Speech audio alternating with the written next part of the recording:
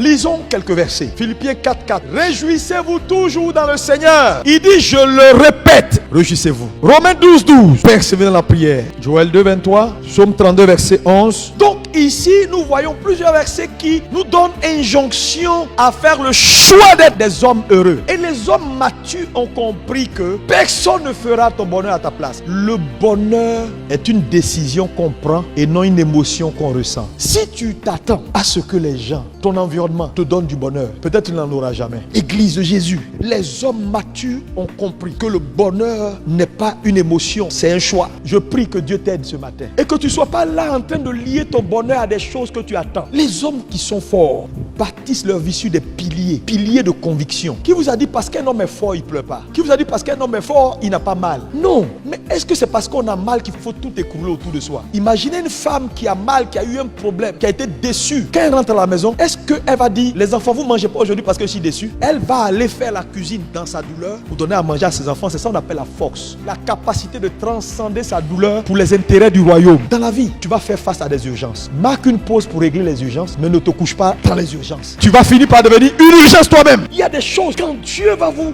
enseigner, vous allez comprendre que dans la vie, il faut tout relativiser. Dans la vie, il y a des gens qui sont mauvais. On les appelle les méchants. Ils vont te faire du mal sans raison. Ils vont te piquer sans raison. Tu vas leur faire du bien. Je dis, ça existe. Ta responsabilité, c'est d'être sage. Je te dis, tu vas nourrir le monsieur. Tu vas faire tout. C'est lui qui va prendre le couteau derrière toi pour te piquer. Mais on ne s'arrête pas là pour dire, tous les hommes sont comme ça. Non! Tu vas faire face à des choses. Sois fort. Parce que la pression qui arrive pour cette fin des temps, c'est ceux qui auront permis au Seigneur Jésus de les bâtir, de leur donner un mental à toute épreuve, de métamorphoser leur vie. C'est ceux-là qui vont tenir pression, qui sera une pression sérieuse. Et les gens vont te regarder pour dire, le type là, est-ce qu'il est normal? Est-ce qu'il est douteux même? Ils vont te critiquer. Et toi seul, dans la conscience de ton intimité avec Dieu, tes larmes vont couler à l'intérieur, mais jamais à l'extérieur. Si vous ne comprenez pas la vie, vous allez faire fausse route. Ta femme t'a abandonné, il faut relativiser. Il y en a même qui n'ont jamais eu. Il cherche, il a mis Yomo, tout ça, il n'y a pas. Ton mari t'a abandonné, il ne faut pas te tuer pour ça. Il faut relativiser. Dis, Seigneur, je te donne toute la gloire. Parce que dans toute circonstance dans laquelle tu vas passer, il y a pire que toi. Les hommes matures,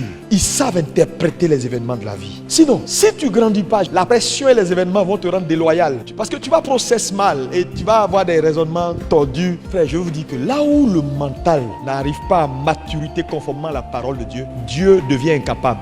Asseyez-vous, laissez Dieu vous bâtir. Les temps qui arrivent seront des temps difficiles. Ça va être des temps rudes.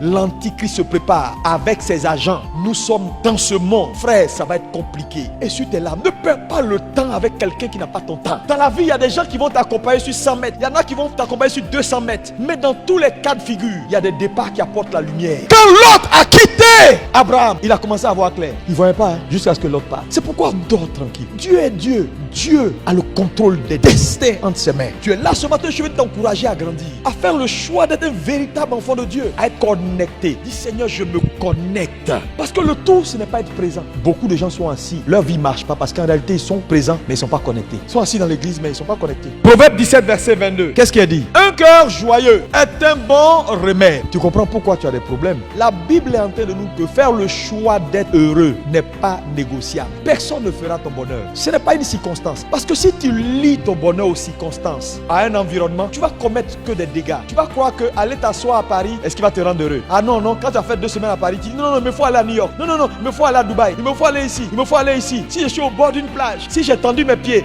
sont dans de l'eau chaude. Si quelqu'un est en train de masser mes pieds, tu vas devenir hyper actif à la recherche d'un bonheur que tu n'auras pas en réalité. Parce qu'à chaque fois quand tu vas finir, tu vas avoir ce qu'on appelle un petit plaisir, des plaisirs charnels instantanés. Mais dès que tu as fini ça, tu vas replonger dans ton monde. Parce que le vrai bonheur est une décision. Parce que regardez, tu te lèves matin, tu as peur de rentrer à la maison. C'est ce que tu as investi dans ta maison là qui fait ton bonheur. Attends, tu arrives à la maison, ta télé n'a même pas de télécommande. Pour chaque émission, tu es obligé de te lever pour aller appuyer en bas là quoi. Premier problème. Deuxième problème, ton ancien plasma que tu as là, c'est devenu jaune, tes yeux te font mal. Tu donnes 2000 francs pour la nourriture pour la semaine. La sauce on te sait là, c'est clair comme ça, avec des petits pieds de crabe dedans. Donc, c'est l'investissement qu'un homme fait dans sa maison qui lui donne son bonheur dans sa maison. Ton lit là, tu allais prendre ça au black. C'est un matelas avec herbe. Quand tu donnes un côté, tu es tordu comme ça. Maintenant, te voilà à l'hôtel Ivoire. On dit bon, il y a conférence, on va loger tout le monde à l'hôtel Ivoire. Te voilà logé là. Et puis tu dis, hé pasteur, je ne veux plus partir d'ici. Je me sens bien ici, c'est beau. Mais non, retourne chez toi.